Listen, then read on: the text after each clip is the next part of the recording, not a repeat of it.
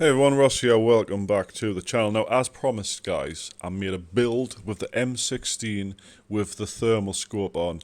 However, I shortly found out after making this build that I'm absolutely terrible with the thermal scope. So what I did is, I recorded a separate gameplay with a 3x on, which I'm going to use for this review video because I don't think I got the most out of the gun using the thermal because I don't use them very often, or if at all, and I just can't aim with them, simply put. So, as you can see in the background, guys, I can't aim with this, so what I did is I swapped. Anyway, guys, make sure you leave a like on this video and do subscribe to the channel, and I'm going to go through the pros and cons of the M16. I myself don't like it, and I'll explain why.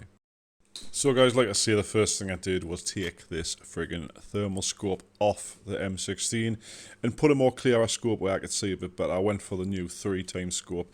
Now I could have put a red dot on top of it, I just didn't really fancy doing that because I tend not to use the canted sights very often when I've got a long range scope on. I prefer to just use the long range one. So there we go, we've got a red dot on. Now what I did is, guys, I took it into farm with us just to kind of try it out, and I'm going to just talk you through exactly what I think of the gun with a couple of gameplays in the background. Now, if you're not familiar with the M16 now in Arena Breakout, it is another new carbine. It's not a full auto assault rifle like the M4 or the H4.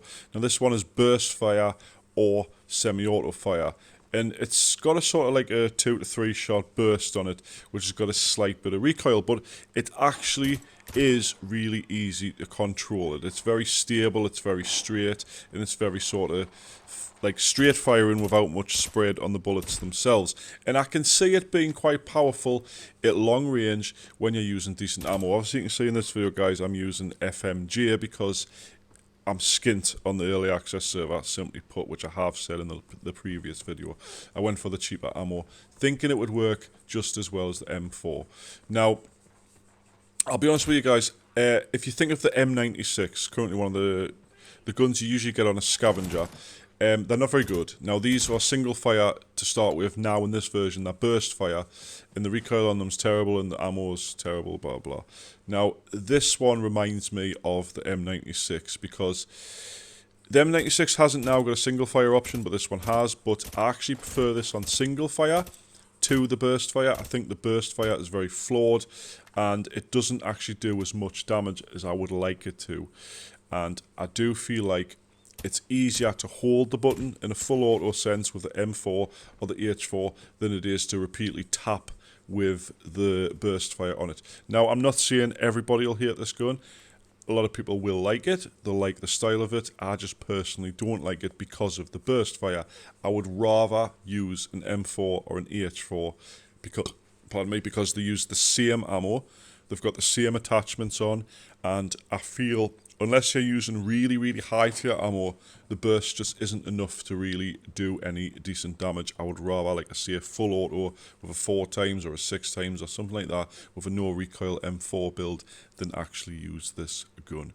Now, overall, guys, I'll probably give the gun a 4 out of 10. It's not one of my favourites, like I have previously said.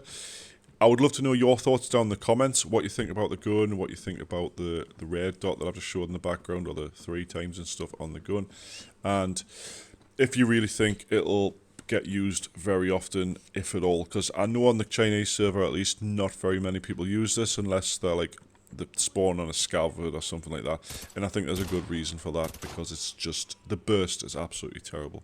Anyway, guys, thanks so much for watching. Hope you have enjoyed the video. Tomorrow I'm going to be doing the F57. If you did catch me stream the other night, I did do an F57 stream entirely, and it's absolutely amazing. Can't wait to show you that one as well. Anyway, guys, thanks so much for watching, and I'll catch you in the next one. Bye-bye for now.